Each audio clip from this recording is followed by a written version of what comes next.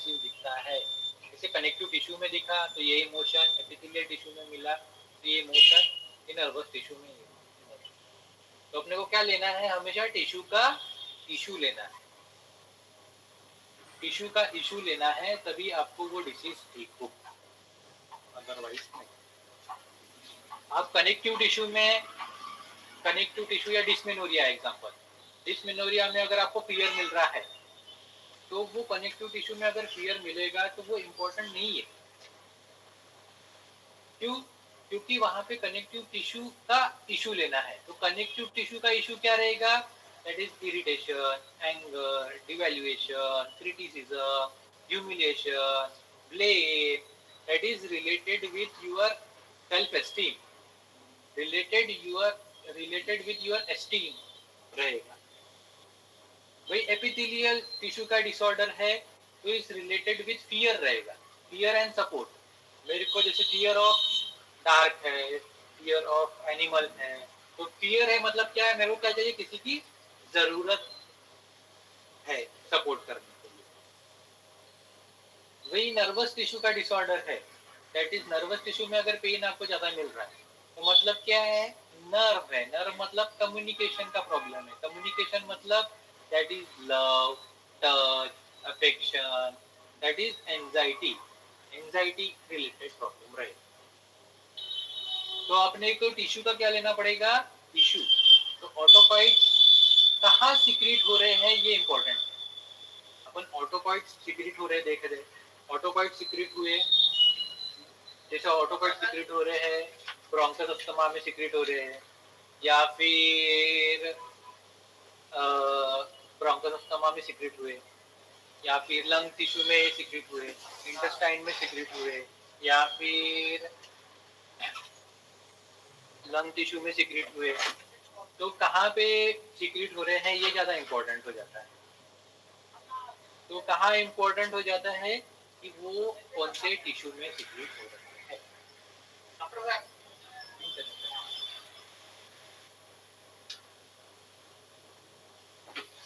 तो जिस टाइप का टिश्यू रहेगा उस टाइप का इमोशन आपको कंसीडर करना पड़ेगा। तो कंसीडर द इमोशन, कौन सा टिश्यू इन्वॉल्वमेंट है। अब ये टिश्यू इन्वॉल्वमेंट कैसे समझेंगे, बस आपको समझना है कि जो भी डिसीज हुई है, ऑन एंड ऑफ जो डिसीज आ रही है वो किससे आ रही है। जैसे एग्जांपल अर्टिकेरिया, इसलिए आपको समझना बहुत जरूरी है कि कौन सा डिसीज कैसा है। अर्टिकेरिया किससे आ रहा है, दैट इज मास्ट सेल से। मास्ट सेल मतलब क्या है, मास्ट सेल मतलब है दैट इज, मास्ट सेल से क्या लिबरेट हो रहा है, हिस्टामिन। तो मास्ट सेल कहाँ पे आता है, दैट इज कनेक्टिव टिश्यू में। अपन लास्ट लेक्चर में देखे हैं कि कौन हेरिंग्स लॉ वाले में देखे हैं टिश्यू में कि कौन सा सेल किसमें आता है। फिर भी एक बार दिखा देता हूँ।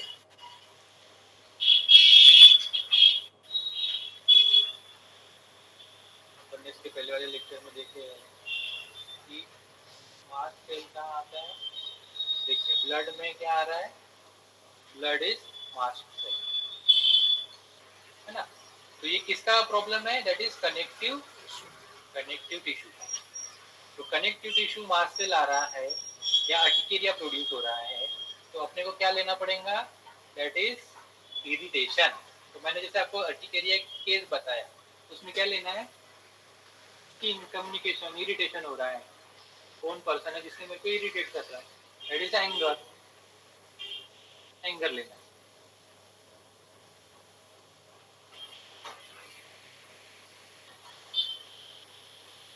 समझा, मतलब अपने को क्या लेना है, वहां पे टिश्यू का टिश्यू। तो जो ऑटोकॉइड्स जहां सिक्रीट हो रहे हैं, जहां सिक्रीट हो रहे हैं मतलब जो डिसीज प्रोड्यूस कर रहे हैं, तो उस टिश्यू का अपने को इशू लेना। दैट इज इशू मतलब कॉज, इशू मतलब कॉज, इशू मतलब ही होता है कॉज। तो अपने को क्या लेना है, उस टिश्यू का कॉज लेना है।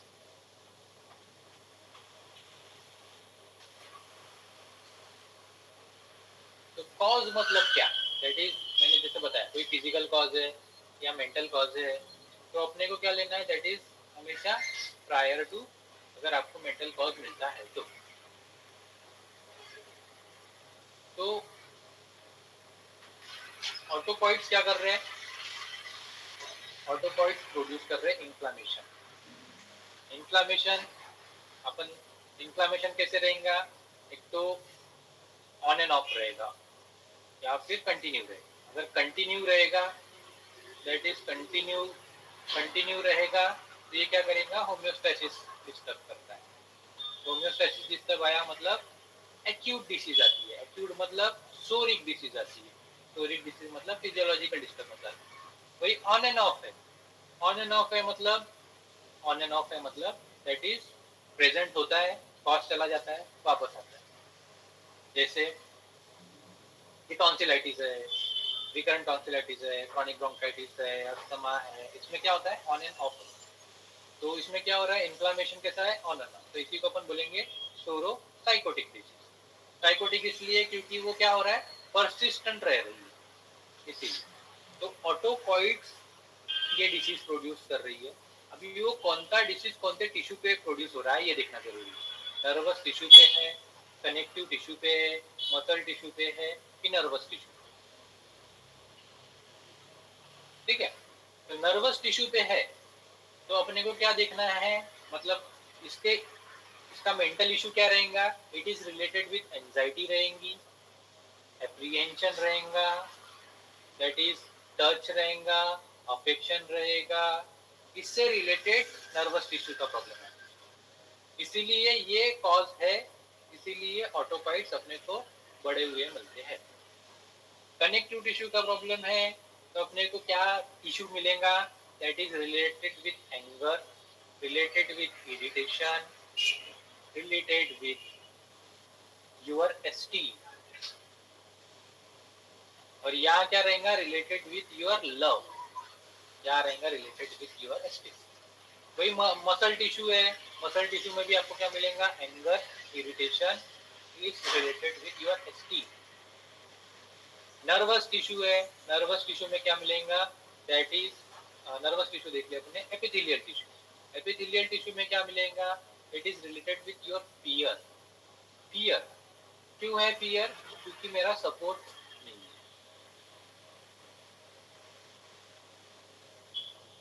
तो ये इनके मेन इशू रहेंगे जिसके कारण ऑटोकॉइड्स आपको उस लोकली या लोकल पार्ट के बड़े हुए मिले।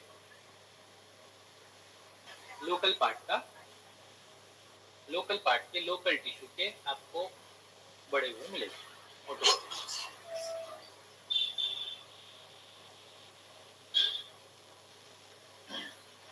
ठीक है, देन सोरिक डिसीज मैंने बताया 3 पार्ट्स में है। दैट इज होम्योस्टैसिस डिस्टर्ब हो रही है तो सोरिक डिसीज मतलब एक्यूट डिसीज आ रही है। दैट इज सेकेंड डिसीज आ रही है acute exacerbation of chronic, that is persistent on and off, that is equal psorosycotic बोलते हैं। देन थर्ड आती है इन्फ्लामेशन प्लस डिस्ट्रक्शन। तो आज अपन देख रहे हैं एक्यूट एक्साब्रेशन, जो किसके वजह से आ रही है? मोस्टली ऑटोकॉइड्स की वजह से आ रही है। एक्यूट किसकी वजह से आती है? डिस्टर्ब होम्योस्टैसिस की वजह से आती है। देन थर्ड अपन देखेंगे, ये आती है इम्यून कॉम्प्रोमाइज होने की वजह से। इम्यूनिटी बहुत ज्यादा कॉम्प्रोमाइज होती है उसमें, तो अपन ये थर्ड लेक्चर में अपन के नेक्स्ट लेक्चर में देखेंगे। Then third is autocoids, second is autocoids compromise होने की वजह से अपने को आ रही है that is acute exacerbation of chronic disease. Acute exacerbation of chronic disease कौन कौन सी है? दैट इज अर्टिकेरिया मैंने बताया, recurrent tonsillitis, asthma, chronic bronchitis, dysmenorrhoea, hyper acidity जैसे GERD, chronic gastritis, recurrent stomatitis, cystitis, urethritis, renal colic, biliary colic. ये भी क्या है? जो भी कोलिक आ रहे हैं, रीनल कोलिक, बिलियरी कोलिक, ये भी क्या है? That is it is due to increase prostaglandin, local prostaglandin. ठीक है ना? तो आप देखोगे जो भी आईटीज वाले हैं, आईटीज मतलब इन्फ्लामेशन, तो इन्फ्लामेशन कैसा है इनमें? रिकरेंट है।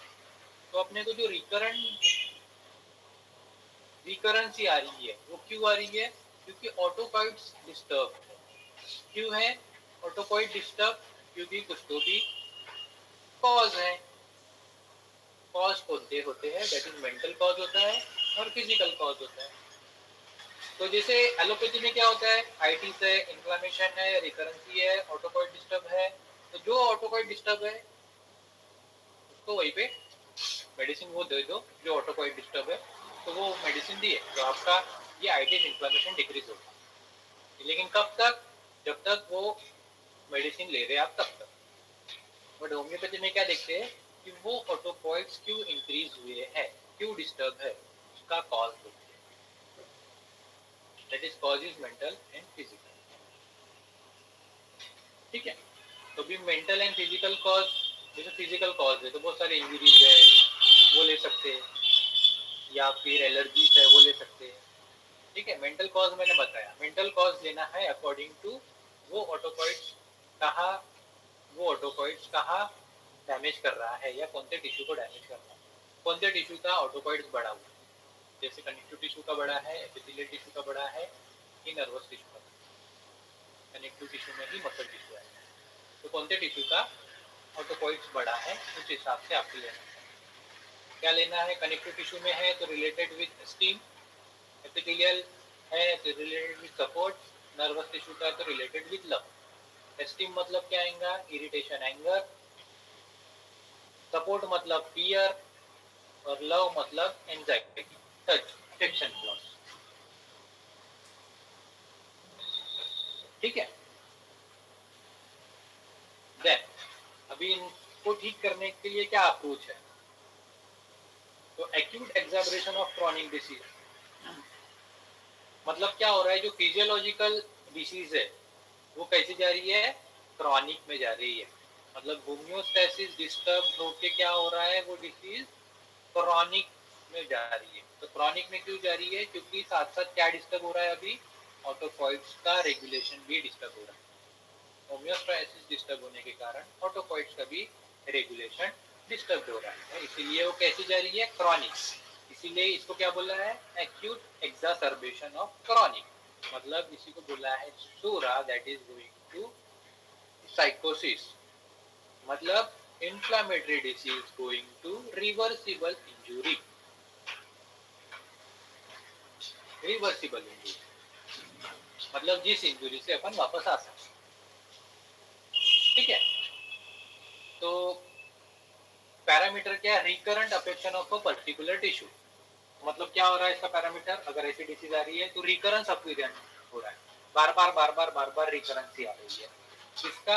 एक पर्टिकुलर टिश्यू का। तो टिश्यू मतलब मैंने बताया connective tissue, muscle tissue, nervous tissue and epithelial tissue. तो वो टिश्यू का रिकरेंस है। अब इसमें अंडरस्टैंडिंग क्या है? ये फिजियोलॉजिकल डिफेंस है, वो वर्किंग बिकॉज फिजियोलॉजिकल का मतलब इन्फ्लामेशन अभी भी काम कर रहा है। दैट इज फर्स्ट डिफेंस अभी भी एक्टिव है, फर्स्ट डिफेंस अभी भी एक्टिव है, फर्स्ट डिफेंस अभी भी एक्टिव है, और वो जा रहा है अभी सेकेंड डिफेंस में। That is it is first to second defence में जा रहा है। मतलब क्या है? जैसे पहला अपना डिफेंस है इन्फ्लामेशन, सेकेंड डिफेंस है reversible injury, then third defence है irreversible. That is inflammation is psora, reversible injury is sycosis, irreversible injury is syphilis, that is destruction. ठीक है, तो जो अपना डिसीज है इन्फ्लामेशन से कैसा जा रहा है? साइकोसिस में। दैट इज गोइंग, इसी को इसीलिए बोले हैं एक्यूट एक्सासर्बेशन।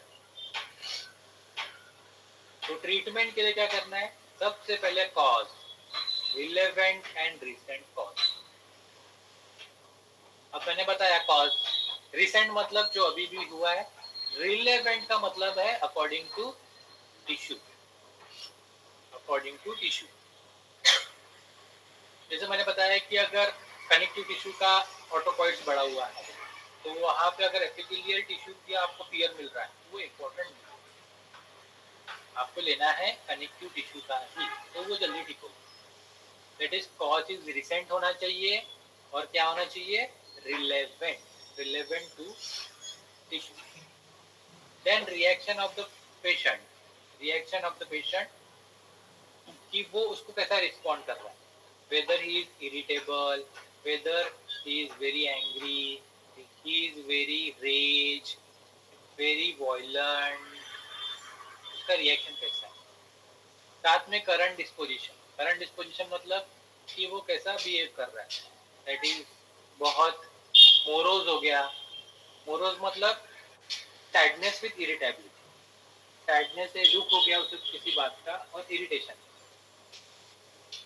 मोरोज है या फिर बहुत जॉयफुल है, मर्थफुल है, वाइवेशियस है, लोक्वेशियस हो गया. तो ये उसका करंट डिस्पोजिशन है. That is disposition. डिस्पोजिशन मतलब क्या होता है? एक पैटर्न ऑफ बिहेवियर, मतलब स्वभाव. उसका करंटली स्वभाव कैसा है. ठीक है. तो डिस्पोजिशन. अभी अगर डिस्पोजिशन को एक्सप्लेन करना रहा,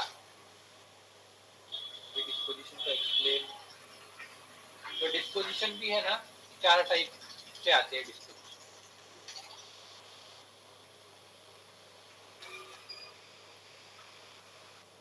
तो डिस्पोजिशन 4 टाइप से आते हैं. 4 टाइप के डिस्पोजिशन होते हैं. सबसे पहला डिस्पोजिशन जो होता है अपने को मिलता है, सबसे इम्पोर्टेंट रहता है ये, दैट इज इंटेलेक्ट. इंटेलेक्ट से आया हुआ डिस्पोजिशन. कैसा? पहला इंटेलेक्चुअल डिस्पोजिशन.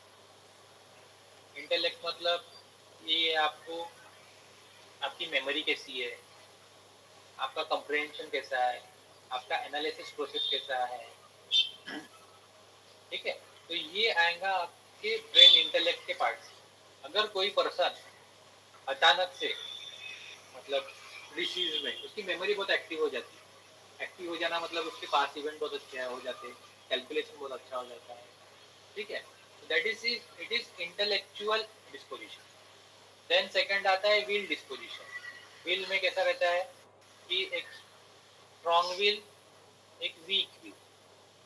वीक विल में क्या आएगा कि उसमें कॉन्फिडेंस की कमी है, कॉन्फिडेंस वांट ऑफ, टिमिड है, बैशफुल है,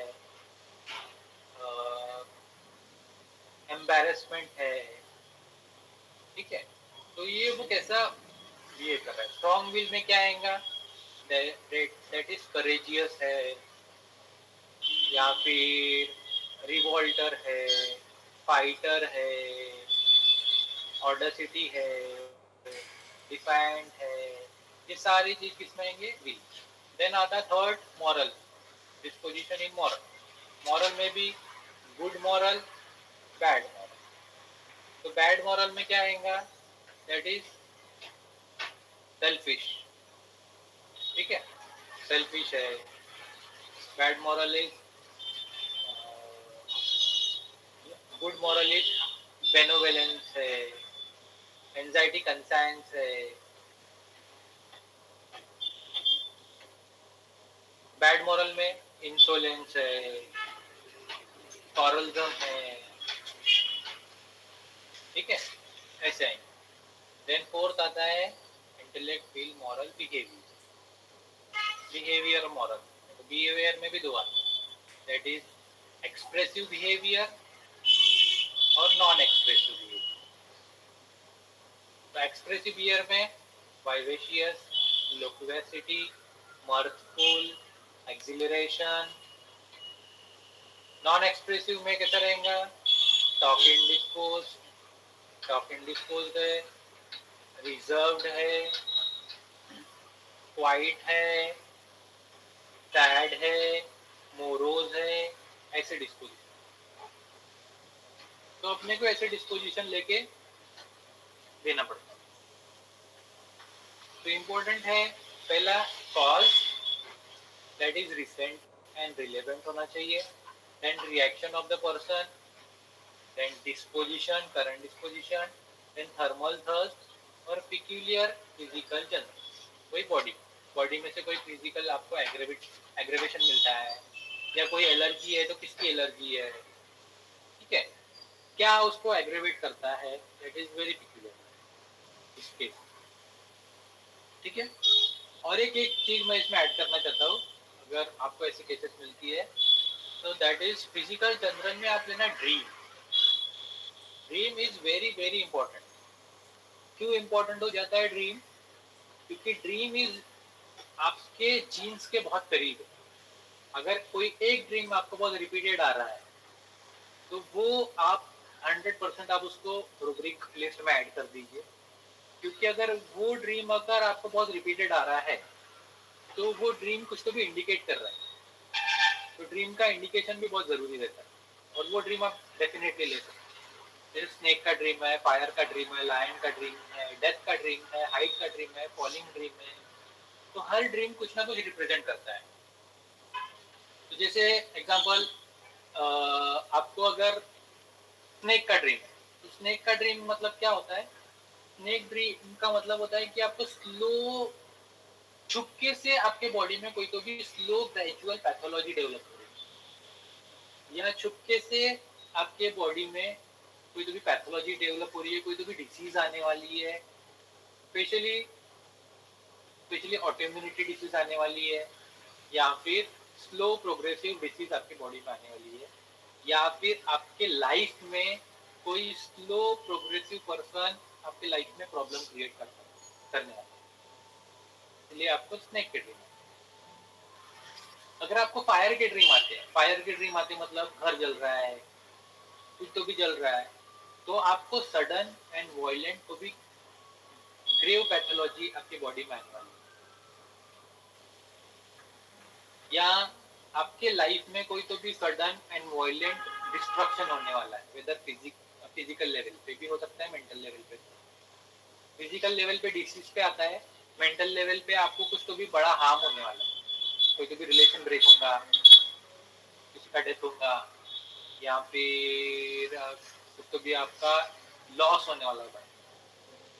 देन अगर हाइट के ड्रीम आते हैं, फॉलिंग फ्रॉम हाइट आ रही है, तो हाइट रिप्रेजेंट यूर आपकी अचीवमेंट, आप उस हाइट पे बैठे हैं, आप उस हाइट पे बैठे हैं, तो अपन बोलते हैं ना कि हाइट किससे जाती है? स्टेप से जाती है। तो स्टेप्स मतलब आप किसी तो भी पोजीशन पे है और आपको फॉलिंग के ड्रीम आ रहे हैं, हाइट से फॉलिंग के ड्रीम मतलब आप उस पोजीशन से गिरने वाले, या आपको कोई तो भी गिराने वाला है।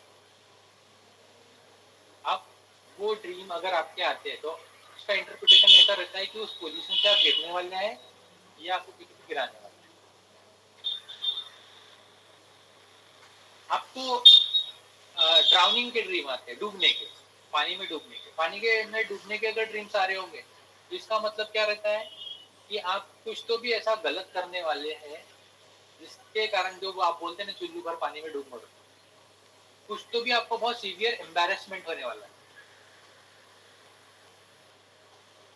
या एम्बैरेसमेंट किया है आपने लाइफ में जिसके कारण आपको ऐसे ड्रीम्स आते हैं। तो हर ड्रीम है ना कुछ रिप्रेजेंट करता है। तो ड्रीम जो रिप्रेजेंट करता है वो इट वेरी इंटेलेक्ट से रिलेटेड रहते हैं। तो इसीलिए सबसे प्राइम इंपॉर्टेंट इंटेलेक्ट को इम्पोर्टेंट, अगर आपको ये सारी चीजें मिल रही है, व्हील मिल रहा है, मॉरल मिल रहा है, बिहेवियर मिल रहा है, लेकिन प्राइम इंपॉर्टेंस आप इंटेलेक्ट को ही लेना। अगर आपको ड्रीम मिल रहा है कोई रिकरेंट,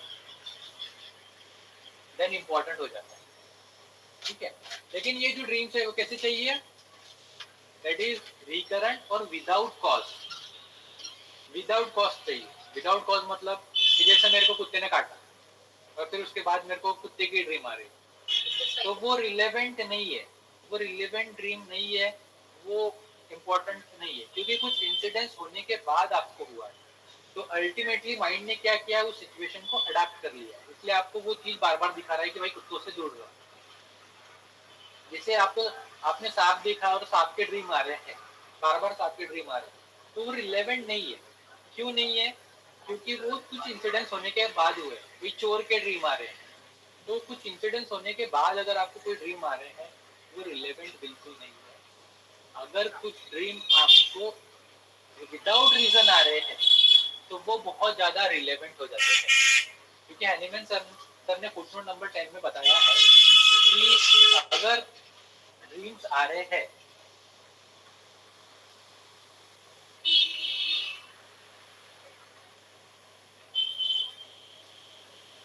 वो बहुत ज्यादा इम्पोर्टेंट हो जाता है।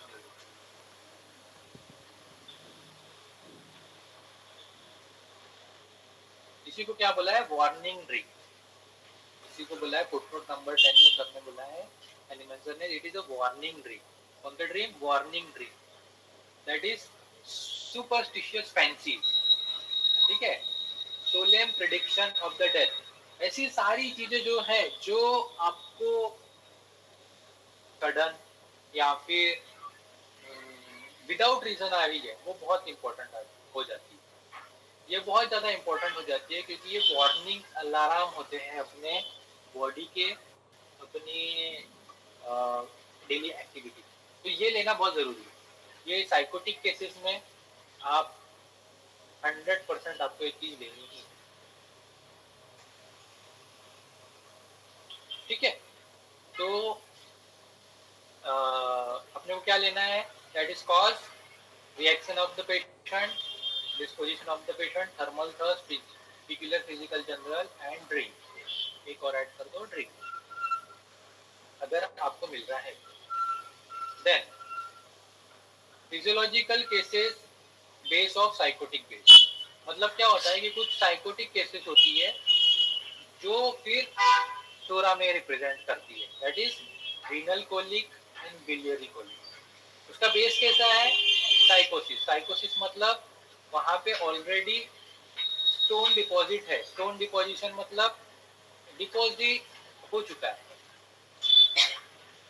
तो पैथोलॉजी कैसी है, दैट इज कंस्ट्रक्टिव पैथोलॉजी है। कंस्ट्रक्टिव पैथोलॉजी मतलब दैट इज रिवर्सिबल डिसीज में आ गई कंस्ट्रक्टिव पैथोलॉजी, दैट इज साइकोसिस में है पेशेंट, सेकेंड डिफेंस में है।